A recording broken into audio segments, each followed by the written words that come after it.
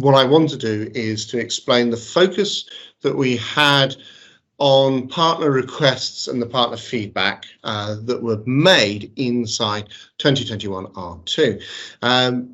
Many of you were very good. You completed the evaluation forms that we had asked in terms of what you wanted, or the review forms that that we asked you to complete in terms of the new screen design, some of the changes that we made. We've been holding other focus interviews with individual partners, both here in North America and also in Europe and around the world. So we've collected a lot of information about the changes being made that we have started to introduce in 2021 R2 and will continue to make into 2022 R1 onwards. So this video, or this session that we're creating here, is aimed at partners to explain the impact of the changes within the current release, the new release of Sage CRM, and the benefit that should be bringing to partners in terms of increased sales and service delivery to customers. It's all about Sage CRM 2021 R2 looking good, feeling great. So that's been our big thematic push for this release, because Sage is delighted that this is an important release of Sage CRM. It's ready to integrate with accounting systems. We've created new training, new marketing videos for you to use, all to help you communicate the business advantage of Sage CRM to our customers, and also to help those customers get the best out of the system. The product has been now released to your region, and so the local Sage teams had completed their first proof of integration on the 16th of July. We have done additional testing in some of the regions as well, but very much clear that we've all of the integrated products, and it's now GA. But when it's released to you for your customers, that's essentially down to the local market. And within North America, for example, Joyce will be able to communicate a little bit more about that later on. So what you can expect in this release, and what does it mean for partners? Well, so it's a big focus on customer experience and usability. It's a significant release because there are significant changes to the whole of the interface. You've got screens and lists for new installs have been simplified. For demo, in the demo environment, the context menus have also been rearranged and decluttered to try and again declutter as much of the interface as possible. We've indicated when the system is busy now with a system spinner, so when it's working on tasks, creating any new records within the system, that's all shown. And creating quotes and orders have also seen significant improvements because we've got more control for system administrators on the file naming that is followed inside the system, and also in terms of the way in which the user can select a template during the quick merge process for the automatic send, the automatic carry out a merge and send the email to the customer process. We've improved the reporting pipelines with a modern, fresh design, which is fully customizable around the colors and styles. Customers as well can use multiple landing pages when you're working with mailing campaigns that are integrated with web to lead. You've got the ability to have a new dashboard. There's a new dashboard for the quotes area that demonstrates how you can add new dashboards into the system. We've got a new company workflow that, again, for a system administrator, that shows you how you can carry out cross-entity workflows and also make use of the execute SQL workflow actions. So you've got more richness inside that workflow set of examples for system administrators to get to grips with how to use the powerful workflow feature.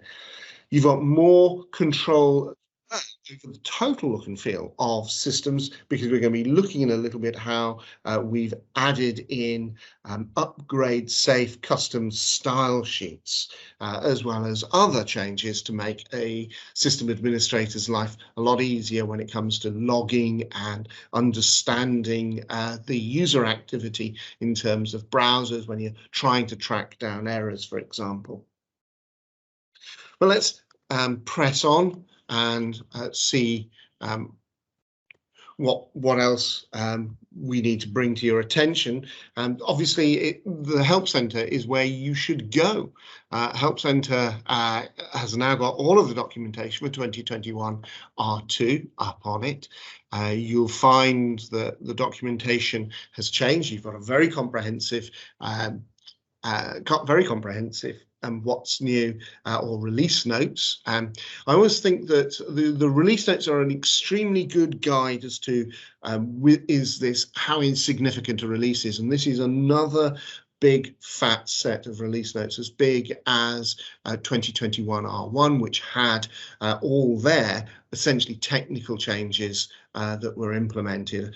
So this is all essentially user experience changes. We're listening to partners about how to improve the experience for our customers. So we've got more in the documentation about how to use all of the new features, plus there's even improvements in the documentation around security, for example, and how to secure the system. We've added in as well to help you get to grips with 2021 R2. There's a deep dive already up on the YouTube channel. We've got additional videos that are being churned out.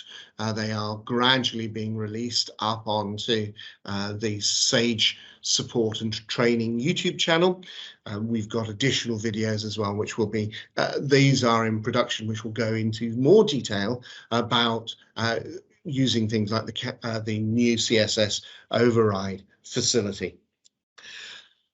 We've got as well a whole series of UI and UX focused articles being published on Sage City, and we had an outage on Sage City today. I noticed that they are there, they are going up, and we are providing more and more information about this. This is one of the most widely documented releases as well. Again, this is feedback that we had from partners. We are delivering on that to partners to make your life easier.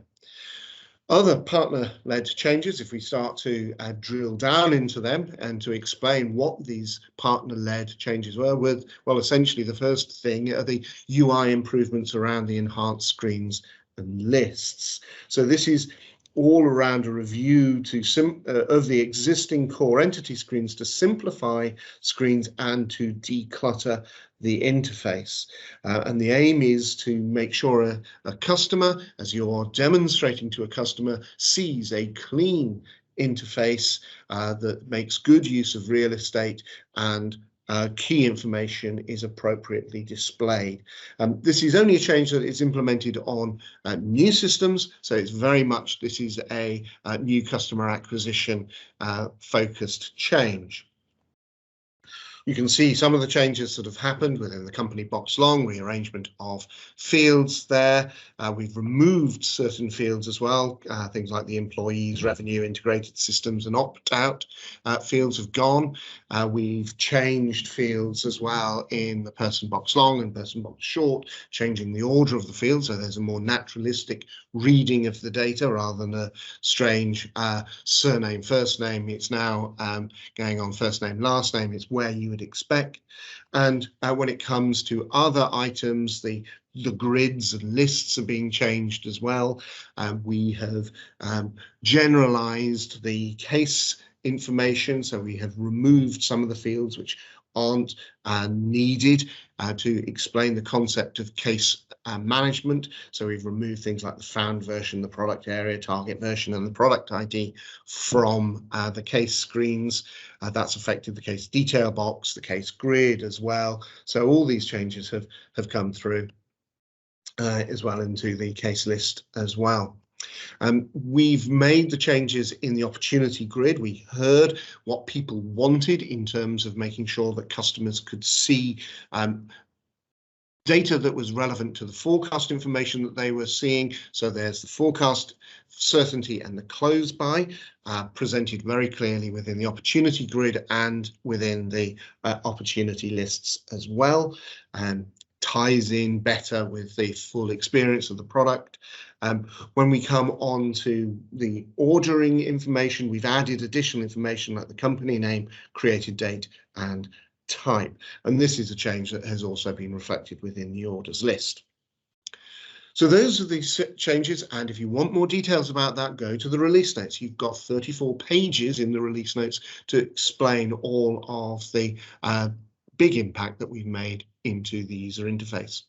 Probably one of the things that the customers will see is a improved, or well, we believe it is improved pipeline graphic, because it's a more up-to-date representation of the pipeline. We've been asked for this by partners for some time to rearrange the screen so it's easier to understand the number of records at a particular point.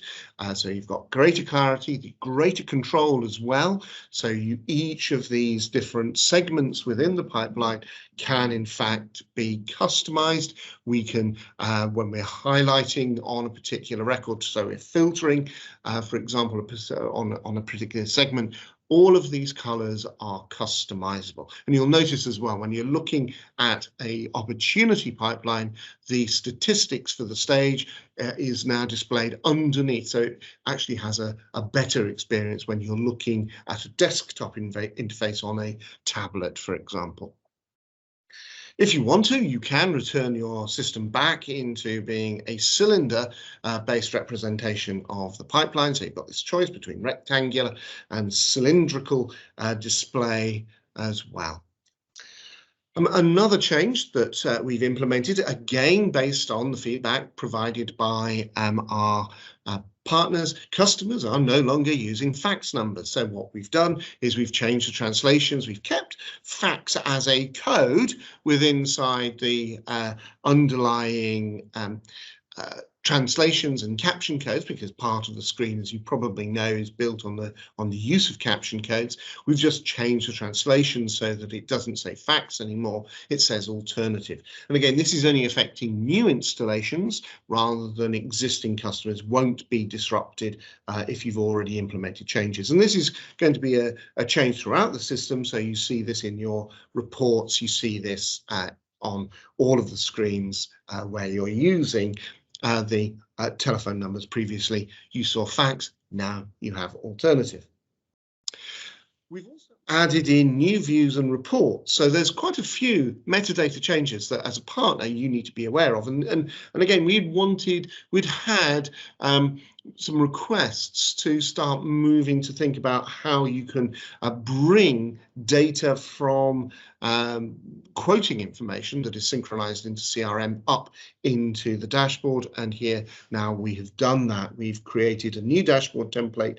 It includes a mix of templates. It demonstrates for those people who haven't previously seen this type of dashboard template, the idea that you've got not only a report which is reflected dynamically, the information there, but you've also got the ability to look at the active quotes. As you can see in the middle gadget, click on one of those and the quote details is displayed inside the gadget as well on the right hand side.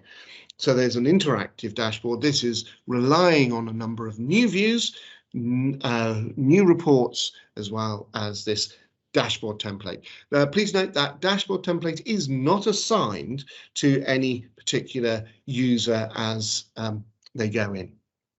So you actually have to choose as the system administrator to opt to include this for a user. We've also tackled the weight environment. So we've added a new weight cursor. And you can see that this is in the form of a dial that spins. So the spinner or the dial is showing when the system is busy.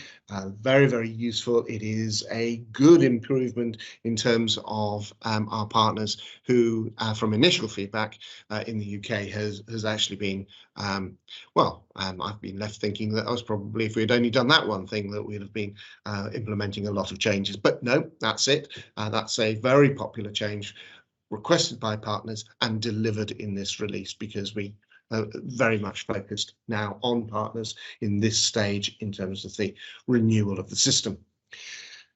We've got as well other changes that should make your life as a partner easier in interacting with support. So we've made some logging improvements and provided some additional information within the activity table.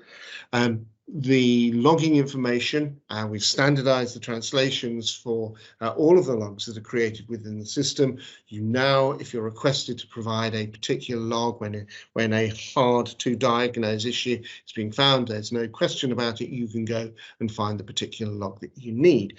A whole set of different logs there are new within the system, and we can also see that within the activity table, more information is stored around the access method that a user has used as well. So this is changing away from the logs into the administration users user activity area of the system. You have got there more information about how a particular user was using the system, what version of the browser was being used, so you can help diagnose as to why some users are experiencing, say, a problem with a theme or some other issue like that. And again, this has been a request from partners through and carried through the teams into Sage CRM, into the support teams into Sage CRM. One of the requests that we've had is from partners has been to improve the amount of material that demonstrates the use of certain features on the technical side, namely workflow. So we've added in here a new demo workflow for the company. This is useful because it's demonstrating how you can carry out a workflow, not only on an entity like company and therefore by extension person, but it's showing how in fact workflows can straddle, in this particular case, other main entities like communications, but also entities such as notes. So this has got examples of workflow rules which are conditional in their behavior, and also includes things like the execute SQL statement demonstrating how not only can you work with data that is existing in a record, but you can also execute an SQL to insert into a table that isn't covered by one of the standard workflow actions. Around the template areas for quotes and orders, we've seen some changes because we've changed the way in which when you are working in a screen, and here you can see that I'm looking at a quote summary screen, and you'll look down on the screen on the right hand side, you'll see that there is an ability to fire off a send quote. That send quote button in systems prior to version Sage CRM 2021 R2 would immediately use the default template, carry out a merge, and then the generated PDF file would be attached to the email ready for you to send. Here, there is now an additional step where you can select the quote template that you want to use, so you can then send it on. It will carry out the merge. So you're not stuck with using what particular template. You can choose which template you need to use in order to carry out the task. Sticking with the quotes and orders area, the generated documents now follow a new, or can follow a new naming pattern. So we've got the ability to have, you can see where we've got the quote format and the order format, and these were the formats that were followed in the generation of the quote ID and the order ID references. You can see now that merge documents can be made to follow that pattern.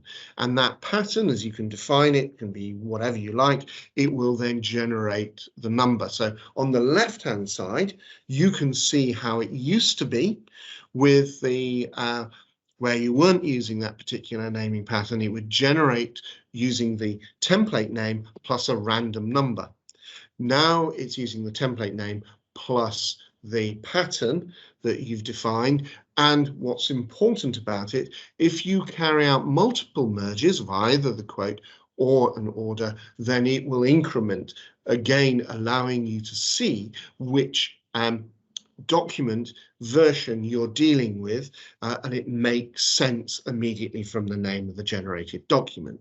This gets around the problem that people had a mismatch between the quote reference ID that was contained within the email body and the attached documents that were sent out with the email. So we've rationalized on that. And the last particular feature to say about the to talk about generalized changes would be if you're, as a partner, you're probably advising your customers on mailing campaigns. Mailing campaigns very often have the idea of landing pages where you want somebody from the mailing campaign to click to go through to a page where you will carry out some call to action, which is to register for a newsletter, register for a service or something. And if that's the case, that web to lead capture, if you're dealing with multiple emailing campaigns, you may want different landing pages. But prior to this version, what would always happen is that you'd be always redirected to the same redirection page after the web to lead form has been completed. So we've now changed what used to be the web lead return URL to be now the default return URL, and the generated code contains a new input which allows you to redirect or define the redirect that you want. There it says input type hidden name web lead return URL, and you can define that new URL to be wherever you need it to be. Probably the thing that I think should generate some very good oohs and ahs from you, from a partner perspective, is the ability to match a system easily match a customer's system to their working environment and their overall commercial and corporate theme. We now have a mechanism within the contemporary theme, which is the only supported theme, to how to carry out overrides in a upgrade safe manner. So here, for example, on the left-hand side, you see a traditional, that's the version straight out of the box. And then what I've done on the right-hand side is taken the stylistic guide for Sage 1, the online, not Sage 1, Sage Accounting, the online accounting product, and applied that. So it's following exactly the same pattern, the same screen behaviors, what happens in the mouse over objects like grid elements and buttons, etc. We've done this and implemented this through adding in a new custom theme folder. There is a stub file in there called Redefined Styles. You could create your own style sheets and drop that in. We've provided an example, that override that you can see here, which is a full override that affects everything from dashboards through to the widgets and grids. Every single field within, every single screen within the system is provided up on the community for you to be able to download and start to understand how you can implement your own changes. So something like the company screen can look like this now, very much following the newer cloud-based designs, whether that's Sage Intacct or whether that is Sage Accounting, whatever you want it to do. It will look like and address the carbon type themes that you see in the cloud native products. All of this is placed up on the community. We've got all the articles, for example, on Sage City. The downloadable resources are here on the community, and you can see there's community.sagecrm.com. That includes things like the document that outlines all of the changes to the database and metadata. As a partner, you will want to be able to access in order to ensure the upgrade process is as safe and as easy as possible. Okay, so what have we got? We've seen that Sage 2021 R2 has delivered on enhanced screens and lists and capabilities for enhancing that, a configurable and customizable choice of pipeline style, additional quotes and orders, reports for quotes, and a dashboard template, new workflow, the ability to customize the interface around where you need it. We've seen changes to quotes and orders, all changes requested by partners implemented in this version that we intend to keep on delivering these changes. So all the changes to the idea of the landing pages for email marketing campaigns, for example, done. We've added loads of educational content, user assistant updates, and we'll continue to drill down on the customer experience and usability enhancements that you want. Keep engaging with us, keep telling us what you want. We will deliver even more in 2022, R1 and beyond.